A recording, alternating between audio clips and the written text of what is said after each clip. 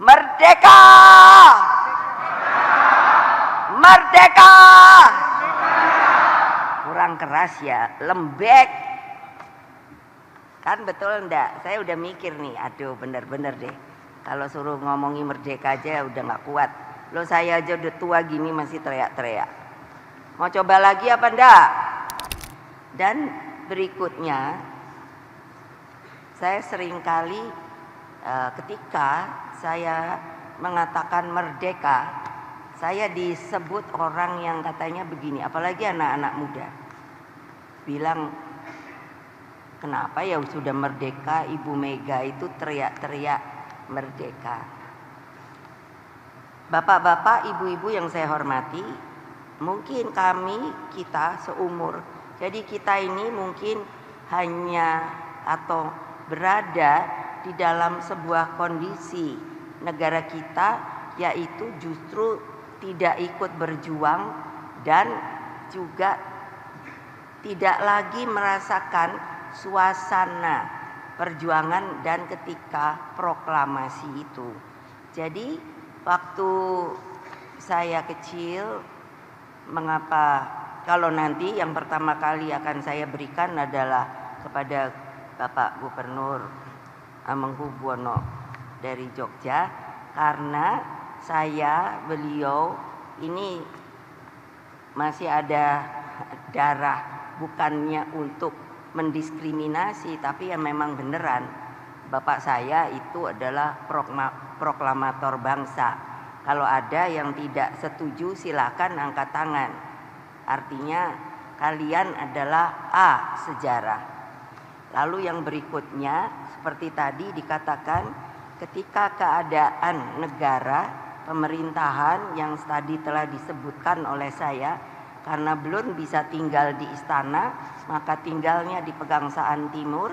Tapi karena pada waktu itu kalau kita ingat sejarah, yang namanya Jepang sudah dinyatakan kalah, sekutu mau masuk dan Belanda dompleng untuk masuk kembali, sehingga dengan demikian atas permintaan dari Bapak Sultan Hamengkubuwono ke-9 meminta kepada Bung Karno dan yang lain-lain pindah ke Jogja, dan pemerintahan sementara dibuat di Bukit Tinggi. Mari silakan baca saja sejarah bagi yang mereka belum pernah membaca sejarah Republik Indonesia. Nah, dengan demikian maka pada waktu itu saya banyak sekali bertemu dengan para pejuang, karena saya satu-satunya yang lahir di Istana Jogja. Karena setelah kami pindah itu, nah ternyata tadi juga telah saya katakan, Belanda masuk ke Jogja dan bapak dan yang lainnya pun lalu dibuang ke Bangka. Dan ibu saya tadinya disuruh tetap tinggal di istana, tapi ibu saya tidak mau. Makanya juga oleh Bapak Sultan Hamengkubuwono IX, ibu saya dicarikan tempat di Kalicode, ada rumah.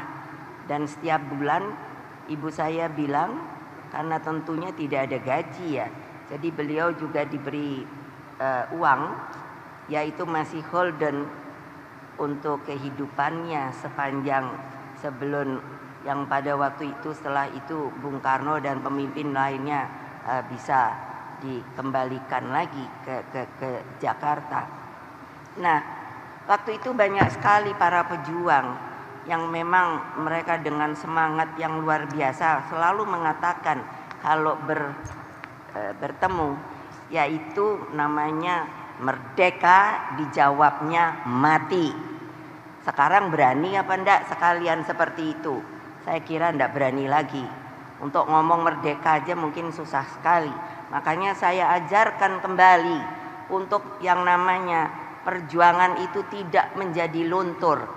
Dengan demikian kita akan tahu bahwa negara kita ini memang dijadikannya dengan susah payah. Oleh sebab itu saya selalu bilang, siapa saja saya teriaki merdeka begitu kan, lalu dijawab merdeka.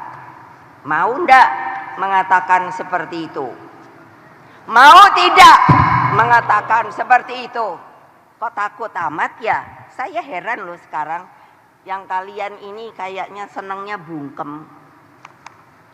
Salah atau benar enggak pernah berani ngomong. Nah, saya ngomong nih.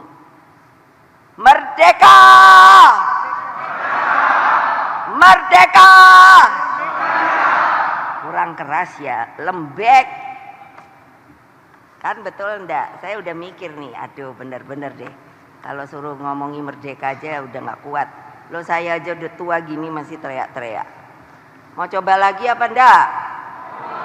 Mau coba lagi apa enggak? Lihat anak-anak itu, saya beri mereka semangat supaya kembali menggelorakan bahwa negara kita ini adalah negara yang merdeka, berdaulat, dan didapat dari rasa kemerdekaan. Merdeka! Merdeka! Merdeka! Kan bisa kan? Lah, soalnya apa? Heran saya.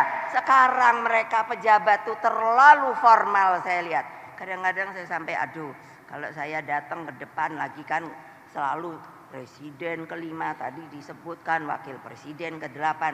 Saya sendiri kok lupa ya, saya pernah juga wakil presiden.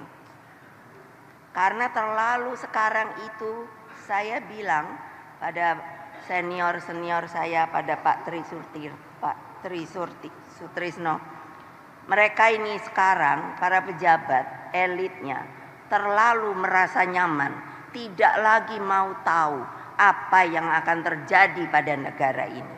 Itu kenyataan loh saudara-saudara.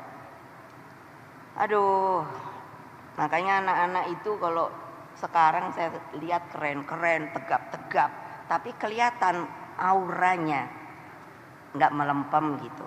Betul loh, karena saya bilang pada Mbak Rima, wakil ketua, gembleng Mbak dia. Kalau itu nggak kelihatannya tidak bagus, out. Nanti setelah selesai Purna Paskibraka, mereka masuk ke dalam Duta Pancasila, diolah lagi. Itulah yang akan menceritakan sejarah Indonesia, bagaimana menjadi adanya ideologi Pancasila dan lain sebagainya. Karena kalau bukan kita sendiri yang menyayangi negara ini, yang mau berbakti pada negara ini, pada republik ini, pada bangsa ini, lalu siapa? Jangan dipikir tidak akan bisa yang namanya perang itu kembali. Silahkan lihat sekarang. Saya mengikuti terus yang namanya geopolitik. Keadaannya bisa saja. Ini Bapak dari Angkatan Laut. Yes. Coba bayangkan.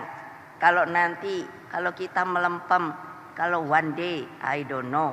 Tapi saya berharap jangan. Ya, ini nanti karena apa? Suasana di Timur Tengah. Saya perhatikan, mudah-mudahan lah tidak akan bisa melebar.